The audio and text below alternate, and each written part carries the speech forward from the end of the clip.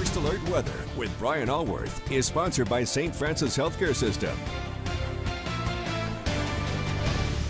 Kind of a quiet, mild early August morning. Current temps ranging from the mid-60s to near 70. Maybe a little bit warmer and more humid outside this morning, but really for early August, nothing unusual there. And we are seeing some fog again this morning, although it hasn't been as widespread and as thick overall as it was yesterday morning, at least at the actual weather stations.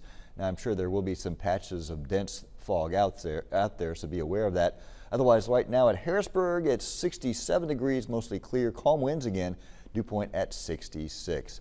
Yeah, it's a pretty tranquil early August pattern.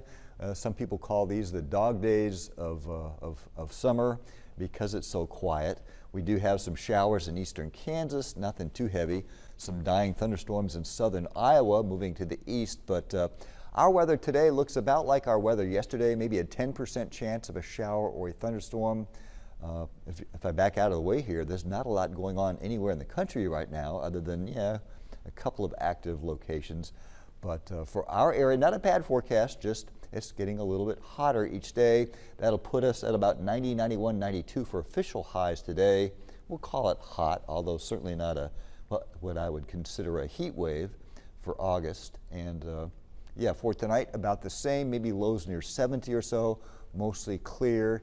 And really, as we get into the upcoming weekend, it actually gets a couple of degrees hotter. And again, we're not talking as hot as it was in July or as humid, but pretty steamy, low 70s for lows, low to mid 90s for highs, lots of sunshine, lots of air conditioning. And if you need rain, more and more of us are getting dry. For the first time this summer, it does look as though we'll have at least a slight chance of showers and storms into early next week, although even next week, no major weather systems are headed our way.